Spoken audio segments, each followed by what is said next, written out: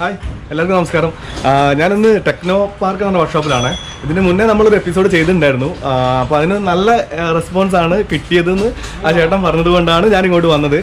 വണ്ടിക്ക് വരുന്ന engine complaint കാര്യങ്ങൾ ഒന്നും കൂടി എക്സ്പ്ലെയിൻ ചെയ്യാമെന്ന് ചെയ്തുതരാമെന്ന് ഒന്നും കൂടി ഡീറ്റെയിൽ ആയി പറഞ്ഞുതരാമെന്ന് ചേട്ടൻ അന്ന് പറഞ്ഞിട്ടുണ്ടായിരുന്നു. കാരണം കഴിഞ്ഞ എപ്പിസോഡ് ചെയ്യുമ്പം ടെക്നോ പാർക്കിലെ എപ്പിസോഡ് ചെയ്യുമ്പം അന്ന് അങ്ങനെ വണ്ടികളില്ലായിരുന്നു. എൻജിൻ സംബന്ധമായുള്ള കംപ്ലൈൻ്റ് ഉള്ള വണ്ടികൾ ചെയ്ത് പോയിട്ടുണ്ടായിരുന്നു. അപ്പോൾ ഇന്നൊരു വണ്ടി വന്നു എന്ന് പറഞ്ഞു. അപ്പം അതിനെന്താ പറ്റിയത്, എൻജിൻ പണിയാവാൻ എന്താ കാരണം എന്നൊക്കെ നമുക്ക് ആ ചേട്ടനോട് തന്നെ ചോദിച്ചു നോക്കാം. ഓക്കെ, നമസ്കാരം. പിന്നെ എങ്ങനെയുണ്ടായിരുന്നു നമ്മളെ കഴിഞ്ഞ എപ്പിസോഡിൽ റെസ്പോൺസ് ഒക്കെ? നല്ല റെസ്പോൺസ് ആയിരുന്നു. പിന്നെ ഒരുപാട് കസ്റ്റമേഴ്സ് വിളിച്ചു, പിന്നെ ഗൾഫിൽ നിന്ന് കോൾ വന്നു, പിന്നെ അതേപോലെ പല സ്ഥലത്തുനിന്നായിട്ട് വണ്ടികൾ തന്നെ വന്നു. ഒരുപാട് ആൾക്കാർക്ക് ഇഷ്ടമായി നമ്മൾ പറഞ്ഞ കാര്യങ്ങളും എല്ലാ കാര്യങ്ങളും തന്നെ എല്ലാവർക്കും വളരെ സന്തോഷത്തോടു കൂടിയാണ് എല്ലാവരും വന്നത്. കുറേ വണ്ടികൾ നമ്മൾ സർവീസ് ചെയ്ത് കൊടുത്തു. ഒരുപാട് കസ്റ്റമർ സാറ്റിസ്ഫൈഡ് ആയിട്ട് തന്നെയാണ് പോയത്. നല്ല അഭിപ്രായമാണ് എല്ലാവരും പറഞ്ഞത്. പിന്നെ ഇപ്പം നമുക്ക് ഇവിടെ ഒരു എൻജിൻ വർക്ക് വന്നിട്ടുണ്ട്. ആൾട്ടോ വണ്ടിയാണ്. ആകെ 60,000 കിലോമീറ്റർ ഓടിയിട്ടേ ഉള്ളൂ വണ്ടി. പക്ഷേ അതിൽ ഓയിൽ ഫുള്ള് കട്ട പിടിച്ചിട്ട് പിന്നെ ഓയിൽ കറക്റ്റ് സർക്കുലേഷൻ ഇല്ലാതെ അതിൽ ഓയിൽ റിങ്സ് കംപ്ലൈൻ്റ് ആയിട്ട് പ്ലഗിലേക്ക് ഓയിൽ അടിക്കുന്നൊരു പ്രശ്നമാണ് വന്നത്. അത് കസ്റ്റമർ സ്ഥിരമായിട്ട് സിംഗിൾ ഓണർ കസ്റ്റമർ തന്നെയാണ്. കസ്റ്റമർ സ്ഥിരമായിട്ട് പിന്നെ ഓയിൽ മാറ്റലും എല്ലാ കാര്യങ്ങളും ചെയ്യുന്നത് തന്നെയാണ്, സർവീസ് കറക്റ്റ് ചെയ്യുന്നതാണ്. പക്ഷേ എന്താ സംഭവിച്ചതെന്നറിയില്ല. അപ്പോൾ അത് എന്തുകൊണ്ടാണ് അങ്ങനെ വന്നതെന്നുള്ളത് ഒന്നുകിൽ പിന്നെ ഓയിൽ ക്വാളിറ്റി കുറവ്, അല്ലെങ്കിൽ ഓയിൽ മാറ്റുന്നത് എന്തോ മിസ്റ്റേക്ക് വന്നു, അങ്ങനെയാണ് ഇത് സംഭവിച്ചിട്ടുണ്ടാവുക മിക്കവാറും. ഒരുവിധം ആൾക്കാർക്കൊന്നും വണ്ടി ഓടിക്കാൻ അറിയാം, എല്ലാവർക്കും അല്ല. പക്ഷേ അതിന് എങ്ങനെയാണ് അതിൻ്റെ എൻജിൻ പ്രവർത്തനവും കാര്യങ്ങൾ നമ്മൾ വണ്ടി എടുക്കുമ്പോൾ ആദ്യം ശ്രദ്ധിക്കേണ്ട കാര്യങ്ങൾ എന്തൊക്കെയാണ്? ഇനിയിപ്പോൾ ഡീസൽ ആണെങ്കിലും പെട്രോൾ ആണെങ്കിലും നമ്മൾ രാവിലെ ഓയിൽ ചെക്ക് ചെയ്യണോ, അതിനെ കുറിച്ചിട്ട് വെള്ളം വാട്ടർ ലെവൽ അതിനെക്കുറിച്ച് ഒന്ന് പറഞ്ഞുതരുമോ? അതിപ്പം പിന്നെ നമ്മൾ എങ്ങനെയാണെന്ന് വെച്ച് കഴിഞ്ഞാൽ വണ്ടി ഉപയോഗിക്കുന്ന ഒരാൾ എപ്പോഴും വണ്ടീനെ കുറിച്ച് അറിഞ്ഞിരിക്കണം. നമ്മൾ എന്ത് ഉപയോഗിക്കുന്നതാണെങ്കിലും അതിനെക്കുറിച്ചൊരു മിനിമം ഒരു അറിവ് നമുക്ക് ഉണ്ടാവുന്നത് നല്ലതാണ്. പിന്നെ ഓയിലും വെള്ളമൊക്കെ നമ്മൾ ഇപ്പോൾ ആരും അങ്ങനെ ചെക്ക് ചെയ്യാറില്ല. പണ്ടൊക്കെ ഒരു വണ്ടി എടുക്കുന്നതിന് മുന്നേ ആയിട്ട് എല്ലാവരും ഓയിൽ വെള്ളം കംപ്ലീറ്റ് ചെക്ക് ചെയ്തതിന് ശേഷമേ വണ്ടി എടുക്കാറുള്ളൂ. പക്ഷേ ഇപ്പോൾ അതിനൊന്നും ആർക്കും ടൈമില്ല. പ്രത്യേകിച്ച് കാറാകുമ്പോൾ ആരും തീരെ ശ്രദ്ധിക്കില്ല. അപ്പോൾ അത് കുഴപ്പമില്ല. പക്ഷേ അങ്ങനെ നമ്മളിപ്പോൾ കറക്റ്റ് സർവീസ് ചെയ്ത് പോകുന്ന വണ്ടിയാണെങ്കിൽ ഒരു 5000 കിലോമീറ്ററിൽ നമ്മൾ ഷോപ്പിൽ കയറ്റി ഒരു ജനറൽ ചെക്കപ്പെങ്കിലും ചെയ്യാം. അങ്ങനെ ചെയ്യുന്ന വണ്ടിയാണെന്നുണ്ടെങ്കിൽ ഒരു പ്രശ്നമില്ല. പിന്നെന്ന് പറഞ്ഞാൽ എന്തെങ്കിലും കംപ്ലൈൻറ്റ് ഉണ്ടെങ്കിലും സിഗ്നൽ ലൈറ്റുകൾ കാണിക്കും. ഇപ്പോൾ ഓയിൽ കുറവാണെന്നുണ്ടെങ്കിൽ സിഗ്നൽ കാണിക്കും, വെള്ളം കുറവാണെന്നുണ്ടെങ്കിൽ വണ്ടി ചൂടാകുന്നുണ്ടെങ്കിൽ അതിൻ്റെ സിഗ്നൽ കാണിക്കും, പിന്നെ എന്തെങ്കിലും സെൻസറൊക്കെ കംപ്ലൈൻ്റ് ഒക്കെ ഉണ്ടെങ്കിൽ കാണിക്കും. പക്ഷേ അങ്ങനെ നമ്മൾ വീട്ടിൽ നിന്ന് നമ്മൾ ചെക്ക് ചെയ്യുന്നില്ല എന്നുണ്ടെങ്കിൽ ഒരു 5000 കിലോമീറ്ററിൽ വർക്ക്ഷോപ്പിൽ കൊണ്ടുപോയിട്ട് ഒരു ജനറൽ ചെക്കപ്പെങ്കിലും മിനിമം ചെയ്യണം. പിന്നെ ഇപ്പോൾ ഒരു വണ്ടിക്ക് ഒരു കംപ്ലൈൻറ്റ് വന്നെന്ന് പറഞ്ഞത് കേട്ടോ, ഒരു ആൾട്ടോ ആകെ 60,000 കിലോമീറ്റർ ഓടിയിട്ടേ ഉള്ളൂ. പെട്രോൾ വണ്ടി എന്നൊക്കെ പറയുകയാണെങ്കിൽ 60,000 അതിന് മുകളിൽ എബോ 1 ലാഖിൻ്റെ മുകളിലൊക്കെ അല്ലേ ഏകദേശം ഓടുന്നു. പക്ഷേ എന്തുകൊണ്ടാണ് അത് സംഭവിക്കാനുള്ള കാരണം? ഓയിൽ കുറഞ്ഞത് കൊണ്ടാണോ, വെള്ളത്തിൻ്റെ ലെവൽ കുറഞ്ഞത് കൊണ്ടാണോ? ഓയിൽ വണ്ടി ഇവിടെ വരുമ്പോൾ ഓൾറെഡി ഓയിൽ കുറവായത് എന്താ വെച്ചാൽ ഓയിൽ കത്തുന്നുണ്ടായിരുന്നു. അതായത് റിങ്സ് വീക്കായിട്ട് പ്ലഗിലേക്ക് ഓയിൽ അടിച്ചിട്ട് ഓയിൽ കത്തിയിട്ടാണ് ഓയിൽ കുറഞ്ഞത്. അത് സംഭവിച്ചത് പിന്നെ ഞങ്ങൾ വാൽ കവർ അയച്ച് നോക്കുന്ന സമയത്ത് ഓയിൽ ഫുള്ള് കട്ട പിടിച്ചിട്ട് വളരെ കട്ട പിടിച്ച് കിടക്കുക. ഒരു 60,000 കിലോമീറ്റർ ഓടിയ ഒരു വണ്ടി, പ്രത്യേകിച്ച് ആൾട്ടോ ഒന്നും അങ്ങനെ യാതൊരു കംപ്ലൈൻറ്റും വരാത്തതാണ്. അപ്പോൾ എന്തോ ഓയിലിൻ്റെ മിസ്റ്റേക്ക്, ഒന്നുകിൽ ഓയിലിൻ്റെ ക്വാളിറ്റി കുറവ്, അല്ലെങ്കിൽ പിന്നെ സർവീസ് ചെയ്തോണ്ടെങ്കിലും ഫാൾട്ടോ എന്താ അറിയില്ല, അങ്ങനെ വന്നതാണ്. അപ്പോൾ അതുപോലെ ഈ ഓയിൽ കട്ട പിടിച്ച് കഴിഞ്ഞാൽ ഇതിലൊക്കെ ഉള്ളത് പറഞ്ഞാൽ ചെറിയ ഹോൾസാണ്. നമ്മൾ എഞ്ചിനിലാണെങ്കിലും ഹെഡിലാണെങ്കിലും ഓയിൽ പാസ് ചെയ്ത് ചെറിയ ഹോളാണ്. അതിലെ ഓയിൽ കറക്റ്റായിട്ട് പാസ്സാവും. അപ്പോൾ ഓയിൽ പാസ്സായില്ലെങ്കിൽ ഓൾറെഡി നമുക്ക് ലൂബ്രിക്കേഷൻ കിട്ടേണ്ട ഭാഗങ്ങളിൽ ലൂബ്രിക്കേഷൻ കിട്ടാതെ അവിടെ ചൂടായിട്ട് അതിൻ്റെ റിങ്സ് വീക്കാണ്. അങ്ങനെ റിങ്സ് വീക്കായിട്ട് കഴിഞ്ഞാൽ നേരെ ഓയിൽ എൻജിൻ്റെ ടോപ്പിലെത്തും. എൻജിൻ്റെ ടോപ്പിലെത്തിക്കഴിഞ്ഞാൽ പ്ലഗിലേക്ക് ഓയിൽ എത്തിക്കഴിഞ്ഞാൽ പ്ലഗ് അങ്ങനെ എൻജിൻ മിസ്ഫയർ ആവും. അങ്ങനെ എൻജിൻ മിസ്ഫയർ ആയിട്ടുകൊണ്ടാണ് വണ്ടി ഇവിടെ വന്നത്. അപ്പോൾ നമ്മൾ അഴിച്ചു നോക്കുന്ന സമയത്താണ് ഇങ്ങനെ ഒരു സംഭവം കണ്ടത്. ഇനിയിപ്പം എൻജിൻ നമുക്കത് ഫുള്ളായിട്ട് അഴിച്ച് ക്ലീൻ ചെയ്ത് വർക്ക് എടുത്തിട്ട് കൊടുക്കും. അത് ഏകദേശം ഹെഡിന്റെ വർക്ക് മാത്രമാണോ ഇനിയിപ്പം പിസ്റ്റണോ എന്തെങ്കിലും ഹെഡിന്റെ വർക്കാണോ വന്നത് ഇപ്പോൾ വണ്ടിക്ക്? അല്ല, അത് ഹെഡ് മാത്രം പണിയെടുത്തൊരു കാര്യമില്ല. കാരണം എന്താ വെച്ചാൽ ഹെഡിന്റെ മുകളിൽ ഫുള്ള് ബ്ലോക്ക് ആയി പോയിട്ടുണ്ട്. പിന്നെ റിങ്സും ലീക്ക് നമുക്കത് പിന്നെ എൻജിൻ ഫുള്ളായിട്ട് വർക്ക് എടുത്താൽ തന്നെയുള്ളൂ അത് ക്ലിയർ ആയിട്ട് ചെയ്യാൻ പറ്റും. കംപ്ലൈന്റ് ഫുള്ളായിട്ട് തീരണമെങ്കിൽ എൻജിൻ ഫുള്ളായിട്ട് വർക്ക് ചെയ്യണമല്ലേ?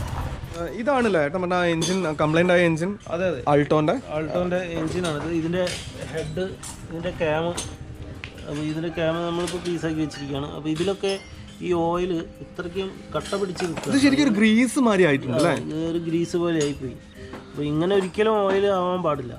ഓയിൽ എപ്പോഴും ഓയിലിന്റെ അതേ ക്വാളിറ്റി തന്നെ ഉണ്ടെങ്കിലേ ഉള്ളൂ ലൂബ്രിക്കേഷൻ നമുക്ക് എല്ലാ ഭാഗത്തും. കറക്റ്റ് ഓയിൽ ചേഞ്ച് ചെയ്യാത്തത് കൊണ്ടാണ് ഇങ്ങനെ സംഭവിച്ചത്. ഓയിൽ പക്ഷെ കസ്റ്റമർ പറഞ്ഞത് ഓയിൽ ചേഞ്ച് ചെയ്തിട്ടുണ്ട് തന്നെയാണ്. പക്ഷെ അതില് കറക്റ്റ് ഓയിൽ ചേഞ്ച് ചെയ്തിട്ടുണ്ടെന്ന് കസ്റ്റമർ പറഞ്ഞത്. ഒന്നുകിൽ ഓയിലിന്റെ ക്വാളിറ്റിയിലെ പ്രശ്നം, അല്ലെങ്കിൽ എന്തോ കസ്റ്റമർ ഓയിൽ ചേഞ്ച് ചെയ്യാൻ പോയപ്പം അവർക്ക് ഇനി വർക്ക്ഷോപ്പിൽ നിന്ന് എന്തെങ്കിലും പറ്റിയതാണോ? അവർ ചെയ്യാൻ വിട്ടുപോയത് എന്താ ആയിരിക്കും? കാരണം ഇങ്ങനെ സംഭവിക്കാൻ ഇനിയിപ്പോ അങ്ങനെ സംഭവിച്ചതാണോ എന്ന് നമുക്ക് ഇപ്പൊ ഒന്നും പറയാൻ പറ്റില്ല. പക്ഷെ എന്തായാലും ഒരു 60,000 കിലോമീറ്റർ ഓടിയ ഒരു വണ്ടി, ഒരു സിംഗിൾ ഓണർ മാത്രം ഉപയോഗിക്കുന്ന ഒരു വണ്ടി ഇങ്ങനെ ആയത് അങ്ങനെ എന്തെങ്കിലും പ്രശ്നം കൊണ്ട് തന്നെയാണ് എന്നുള്ളതാണ്. ചേട്ടാ, അപ്പോൾ ഇത് മൊത്തമായിട്ട് വർക്ക് എടുക്കാൻ കണ്ടീഷൻ ആക്കി എടുക്കാൻ ഏകദേശം എത്ര ബഡ്ജറ്റ് വരുന്നു?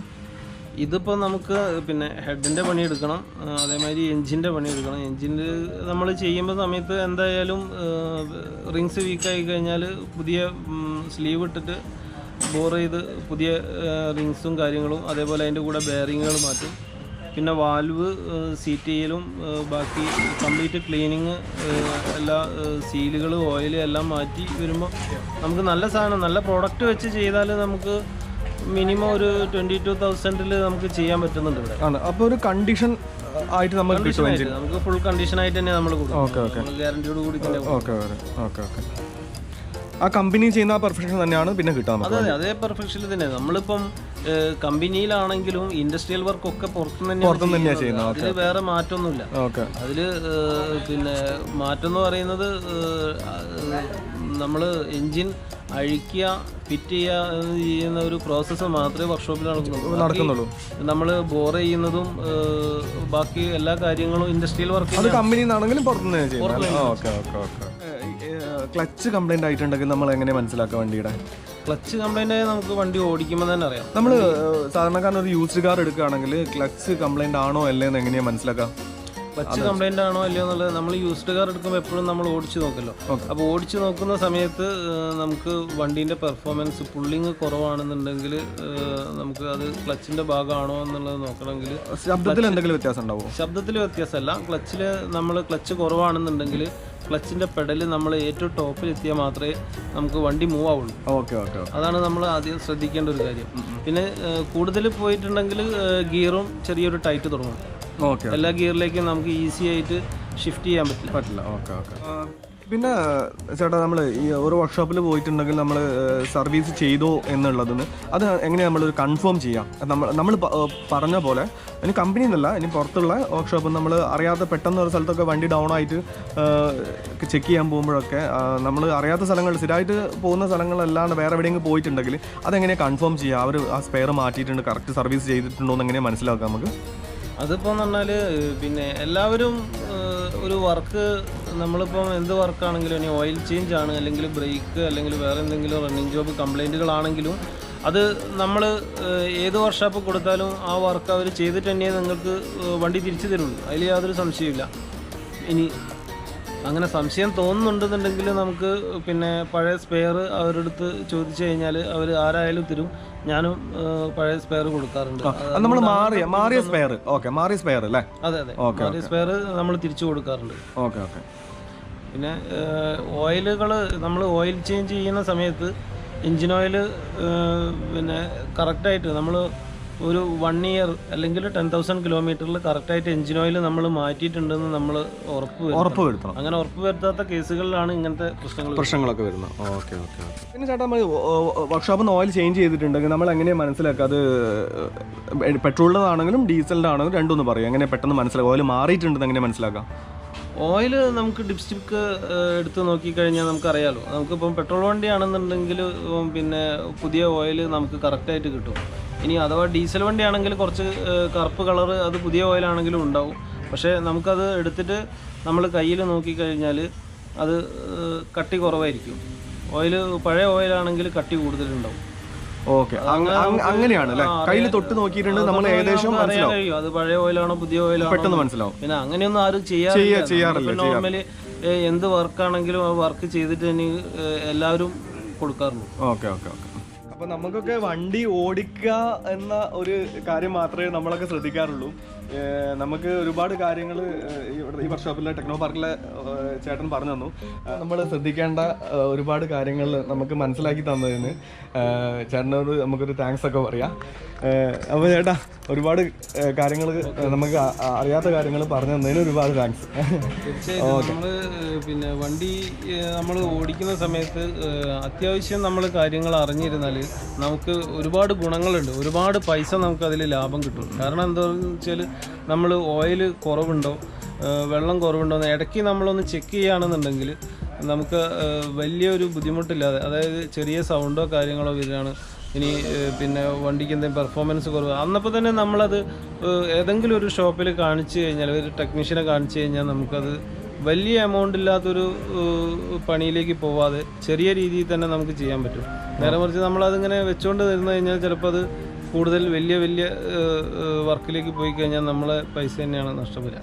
ആർക്കെങ്കിലും ഉപകാരപ്പെട്ടോട്ടെ എന്ന് വിചാരിച്ചിട്ടാണ് ഞാനൊരു വീഡിയോ ചെയ്തത്. എന്തെങ്കിലും കുറ്റങ്ങളുണ്ടെങ്കിൽ ക്ഷമിക്കണം. അപ്പം നമുക്ക് ചേട്ടൻ ഒരുപാട് കാര്യങ്ങൾ പറഞ്ഞു തന്നു. പിന്നെ എനിക്ക് അറിയാത്ത കാര്യങ്ങൾ വരെ എനിക്കും കുറേ കാര്യങ്ങൾ മനസ്സിലാക്കാൻ പറ്റി. അതാണ് എൻ്റെ ഒരു കൂടുതൽ എനിക്കൊരു സന്തോഷം തോന്നിയ കാര്യം.